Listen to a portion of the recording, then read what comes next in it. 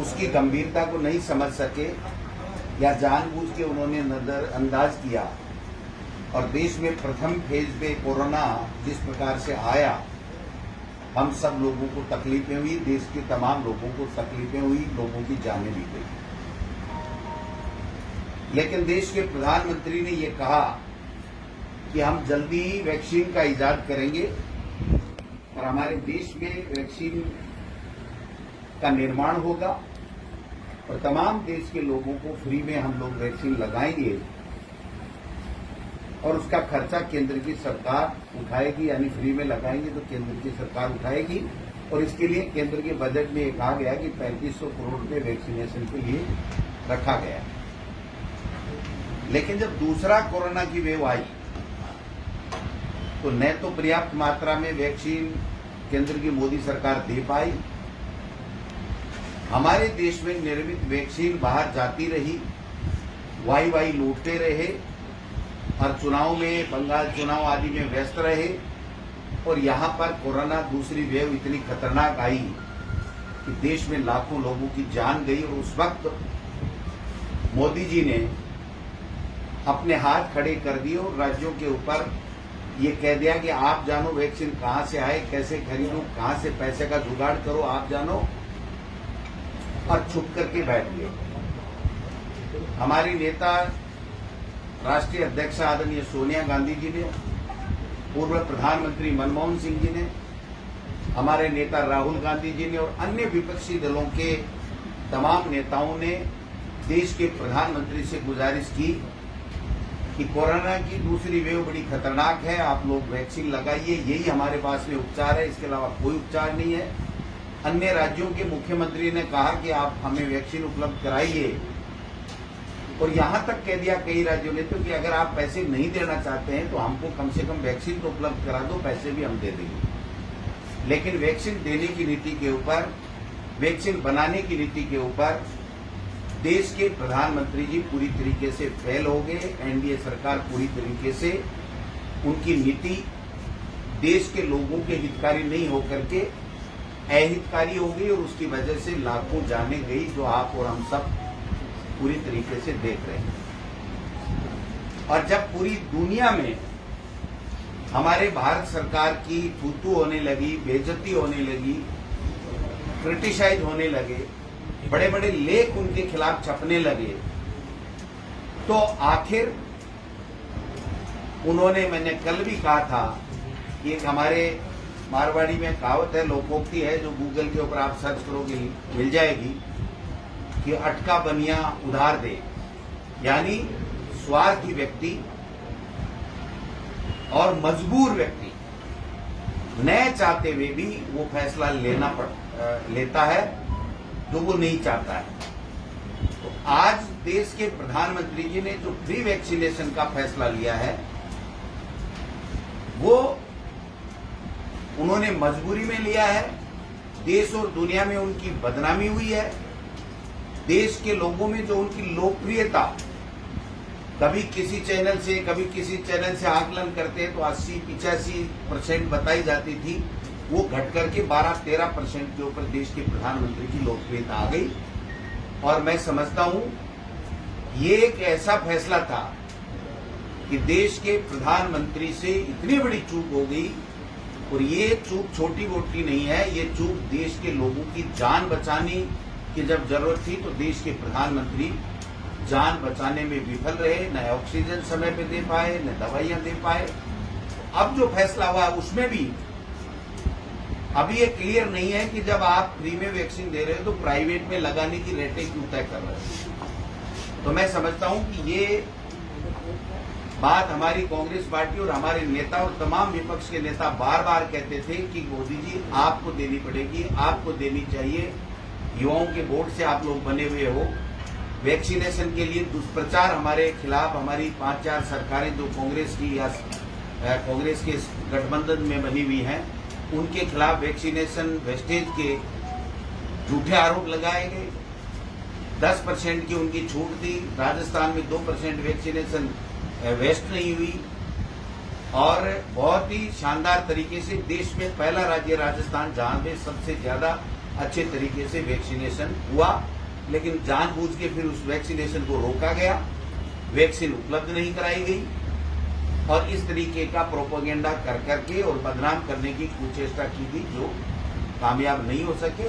अब देर आए दुरुस्त आए, लेकिन देश के प्रधानमंत्री जी से आग्रह करना चाहता हूं कि 18 से कम के बच्चों के लिए भी आप ऐसा कोई प्रयास कीजिए जिससे उनकी जान बच सके, उनको भी वैक्सीन कराने की आवश्यकता है। क्योंकि जब 18 से कम के बच्चे, हमारी स्कूली शिक्षा जो है उसमें तो फिर कोई नहीं जा पाएगा जब तक वैक्सीन नहीं होगी, तो हमारे पास में क्या ऑप्शन है, इस दिशा में भी काम करना चाहिए। जब प्रियंका जी ने और हमारी पार्टी के नेताओं ने, विपक्षी प्रमुख नेताओं ने सीबीएसई की एग्जाम को कैंसिल करने की बात कही, तो न चाहते हुए भी, ये कहावत और लोकोक्ति उनके ऊपर उस वहां भी फिट होती है कि न चाहते हुए भी देश के युवाओं के आक्रोश के कारण से और प्रमुख विपक्षी नेताओं ने जो उनको घेरा, उसकी वजह से उन्होंने इस तरीके का फैसला किया। अब दूसरा जो मैं कहना चाह रहा हूं कि 11 जून को अखिल भारतीय कांग्रेस कमेटी ने निर्देश दिए हैं कि हमारे तमाम कांग्रेस पार्टी के पदाधिकारी, एमएलए, एमएलसी, सांसद, पूर्व सांसद, सीडब्ल्यूसी के मेंबर, निवर्तमान जिलाध्यक्ष, ब्लॉक अध्यक्ष, तमाम लोग 11 से पहले वर्चुअल बैठक करके जिला कांग्रेस कमेटियों की एक तय करेंगे, पेट्रोल पंपों का स्थान चिन्हित करेंगे और तख्तियां बना करके कोरोना गाइडलाइन की पालना करते हुए वो विरोध प्रदर्शन करेंगे। क्योंकि जो महंगाई के हाल हैं वो मैं आपको बताना चाहता हूं, जिसके कारण से आम लोग दुखी हैं, जीना दूभर हो गया है, गरीब की थाली से रोटी खिसक जा रही है, वो भूखे मर रहा है। आप देखिए कि अप्रैल 2014 में मनमोहन सिंह जी की जब सरकार थी तो क्रूड ऑयल था 108 प्रति अमेरिकी डॉलर कच्चा तेल, और तब पेट्रोल 71 रुपए और डीजल 57 रुपए कुछ पैसे। आज जब जून 2021 में क्रूड ऑयल 61 रुपए प्रति डॉलर प्रति कच्चा तेल प्रति बैरल है, तो इनके भाव हैं 102 रुपए 82 पैसे पेट्रोल की कीमत है और डीजल की कीमत है वो 95 रुपए 96 पैसे, और एक वो प्राइम होता है वो तो 100 के लगभग या 100 ही है। यूपीए सरकार के समय डीजल के ऊपर जो वेट था वो 3 रुपए 56 पैसे था, अब करीब 32 रुपए। मोदी सरकार ने 7 साल में जो एक्साइज ड्यूटी 12 बार बढ़ाया, केवल 2 बार घटाया। अक्टूबर 2017 में एक्साइज ड्यूटी 2 रुपए घटाई, 18 में 2 रुपए घटाई। इसके अलावा हर बार एक्साइज ड्यूटी डीजल और पेट्रोल के ऊपर बढ़ाई गई। मई 2020 में एक साथ पेट्रोल पर 10 रुपए और डीजल पर 13 रुपए एक्साइज ड्यूटी बढ़ाई और केंद्र को जाने वाली एक्साइज ड्यूटी 32 रुपए 98 पैसे के लगभग आज है। पेट्रोल डीजल की महंगाई केंद्र की तरफ से लगाई जा रही एक्साइज ड्यूटी भी कटघरे में है। राज्यों को जो एक्साइज ड्यूटी से मिलने वाला पैसा है उस एक्साइज ड्यूटी को कम किया जा रहा है और केंद्र को जो मिलने वाली एक्साइज ड्यूटी है उसको बार बार बढ़ाया जा रहा है। और आज तक के इतिहास में जितनी केंद्र ने एक्साइज ड्यूटी डीजल और पेट्रोल पे बढ़ाई है, कभी भी हिंदुस्तान के इतिहास में इतनी एक्साइज ड्यूटी नहीं बढ़ी गई। दूसरा मैं निवेदन करना चाहता हूं कि मार्च 2021 में तेल कंपनियों की तुलना में अगर हम 2002 से तुलना करें तो पेट्रोल 224% और डीजल 336% के लगभग बढ़ा। इसी प्रकार सब्सिडी से मिलने वाला जो गैस का सिलेंडर है वो आज 800 रुपए हो गया है, जिसकी कीमतें इन्हीं 7 साल में 220% से भी कहीं ज्यादा बढ़ी है। लोकसभा में खुद देश के पेट्रोलियम मंत्री ने एक प्रश्न के जवाब में स्वीकार किया, धर्मेंद्र प्रधान जी ने, कि डीजल और पेट्रोल पर टैक्स कलेक्शन में 459% बढ़ोतरी हुई है। 459%। 1 मार्च 2014 को 14.2 किलो के घरेलू सिलेंडर 410 रुपए के लगभग मिलते थे, आज वो 800 के पार पहुंच गया। 7 साल में गैस के सिलेंडर की कीमत दोगुनी कर दी गई है मोदी की सरकार के द्वारा।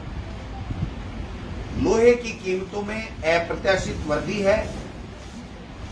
थोड़ा सा नमूना मैं यहां बताना चाहता हूं आपको सबको, मीडिया के साथियों को।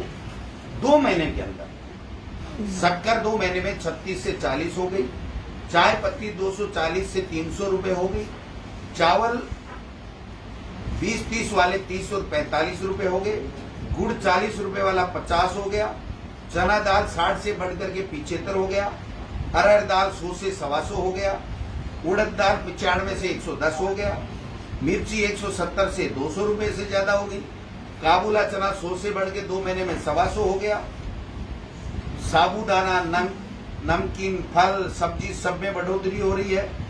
सरसों का तेल 130 वाला 200 से ऊपर हो गया, रिफाइंड तेल 105 वाला 170 हो गया, सूरजमुखी का तेल 130 से 180 हो गया।